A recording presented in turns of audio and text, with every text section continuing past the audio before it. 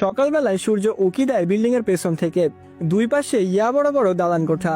মাঝের গলিতে চায়ের দোকানে বসে আছে রিয়াজ।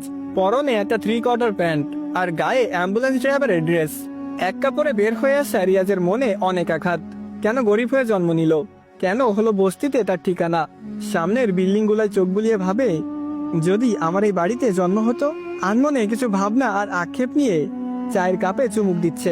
বকুল ভাইয়ের বন্ধু বলেছে আজ রিয়াজকে থাকার জন্য জায়গা দিবে। যেহেতু রাতে জার্নি করে ভোরে ঢাকা এসেছে, তাই রিয়াজের জন্য তার বস ঘুমার নষ্ট করেননি। হাসপাতালের ঠিকানা দিয়েছে, যেটার সামনে এখন রিয়াজ বসা। ভোরের এই সূর্যবিলাস গ্রামে অনেক করেছে। কখনো সারা রাত নেশা করার পর ভোরের সূর্যে ঘুম ভেঙেছে। অথচ ওই শহরে সূর্য ওঠার নিয়ম আলাদা। শহরে যে আলো নিতে না নিতে বিভিন্ন মেশিনের শব্দ শুরু হয়। রাস্তার হর্ন আর মানুষের ব্যস্ত চিৎকার। কে কি বলছে কিছু বোঝা যায় না। সারা রাত ডিউটি করা সিকিউরিটি ঘুমে হেলে দুলে বের হয়। প্রবেশ করে নতুন লোক। রিয়াজ হাসপাতালের দারোয়ানদের চলাফেরা দেখে কিছুক্ষণ। এরপর দোকানদারকে বলে, মামা একটা সিগারেট দেওয়া যাবে? রিয়াজের ডাকে দোকানদার সায় দেন। একটা সিগারেট এনে রিয়াজের হাতে ধরিয়ে দিল। রিয়াজ সিগারেট জ্বালাতেই উপস্থিত হয় একজন লোক। মুখ থেকে ধোয়া ছেড়ে রিয়াজ লোকটার দিকে তাকাই। দেখে গায়ে তার মতোই ড্রেস। সম্মান দেওয়ার জন্য রিয়াজ সিগারেট ফেলে দিতে যাবে, তখনই লোকটা বলে, ব্যাপার না, টানো টানো, আমারও অভ্যাস আছে। আর যেহেতু একসাথে ডিউটি করব, তাই ফ্রি হওয়াই যাই। রিয়াজ ওনার বয়স অনুমান করেন কম হলেও 70 হবে। বয়সে সিনিয়র, অথচ কথার বাক্য মাধুর্য সাধক। ভাবনার মাঝে লোকটা একটা চায়ের অর্ডার করে।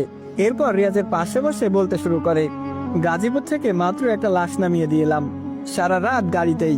এই লাশ টানতে টানতে নিজেকেও লাশ মনে হয় এখন। মাঝে মাঝে ভাবি, এই লাশ আর আমাদের পার্থক্য, আমরা চলাফেরা করতে পারি আর তারা অনুভব করতে পারে। রিয়াজ বলে, অনুভব মানে ঠিক বুঝলাম না।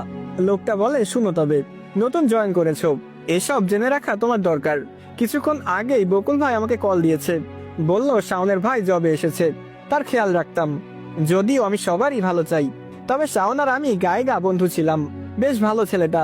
তোমার ভাই সবসময় তোমার কথা বলতো আমাকে। আমার ভাই একদিন অনেক বড় হবে, অনেক টাকা কামাবে। আমাকে দামি খাট কিনে দিয়ে বলবে, আপনি শান্তিতে আরাম করুন। তোমার ভাই এইসব বলতে শুধু। সেসব কথা না হয় পরে জানাই তোমাকে, আপাতত ডিউটি নিয়ে বলি। রিয়াজ বলে, জি বলুন। লোকটা বলে, লাশ আর আহত ব্যক্তির সাথে আজ থেকে তোমার বন্ধুত্ব করতে হবে, কারণ এদের নিয়েই তোমার জীবন। কখনো লাশকে ভয় পাওয়া যাবে না, মনে করবে সে তোমার বন্ধু। আবার এটাও মানতে হবে, লাশের খুব কাছে রেষারেষি করা যাবে না। এই লাশ মাঝে মাঝে জীবন্ত হয়ে যায়। রিয়াজ বলে, লাশ জীবন্ত? হা হা হা, কি বললেন এসব? রাইট, এইভাবে হেসে উড়িয়ে দিবে। এইটাই শুনতে চেয়েছি। লাশ জীবন্ত হয় না, এটা বিশ্বাস রাখবা। যতবার যত যাই হোক, লাশকে ভয় পাওয়া যাবে না। তুমি তোমার কাজে মন দিবে। রিয়াজ বলে, হ্যাঁ তা তো করবই। লোকটা আবার বলে, হ্যাঁ আর একটা কথা। রিয়াজ বলে, জি বলুন। কখনো রাতে গাড়ি দাঁড় করাবে না, যত যাই হয়ে যাক। রিয়াজ বলে, কি হবে? লোকটা বলে, যে কোনো কিছু। গাড়িতে অস্বাভাবিক কিছু হলেও তুমি গাড়ি চালাতে থাকবে। যতক্ষণ না লোকালয় চোখে পড়বে, ততক্ষণ গাড়ি দাঁড় করাবে না।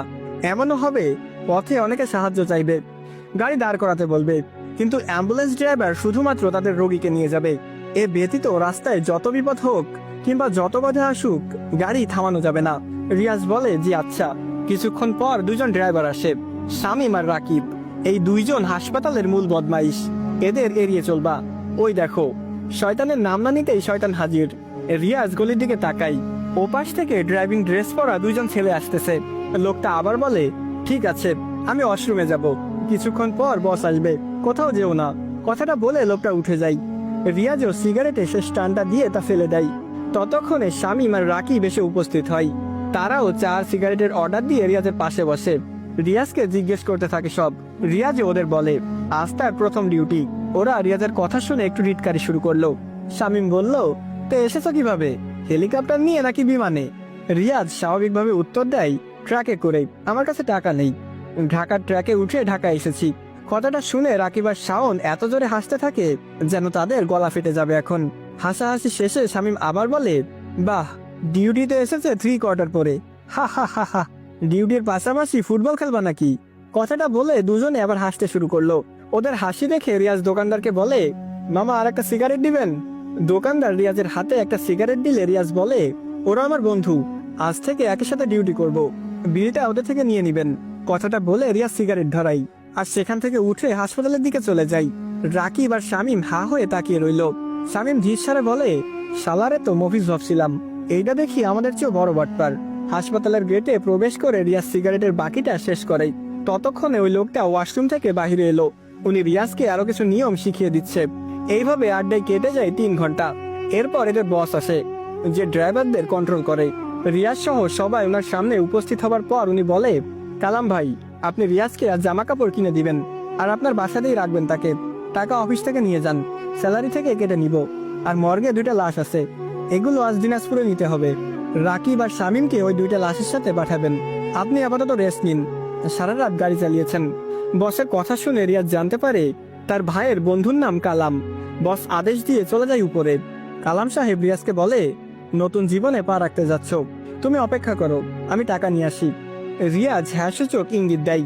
উপরে ওঠার আগে কালাম সাহেব দাঁড়িয়ে বললেন, আর ওই শোন, হ্যাঁ তোরা 2জন লাশের কাগজপত্র বুঝে নিয়ে ঠিকানায় দিয়াই, কাজে যাতে দেরি না হয়। কালাম ভাইয়ের কথা শুনে রিয়াজ বোঝে উনি অনেক সিনিয়র ড্রাইভার।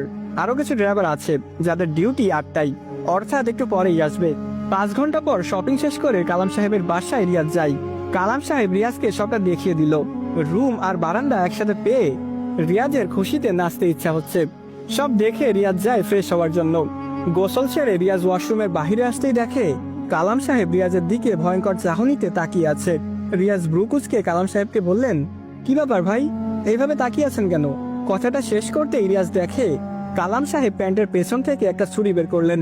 চোখে অনেক রাগ আর হিংস্র চাহনি, যেন রিয়াজ ওনার বড় কোনো ক্ষতি করে দিল।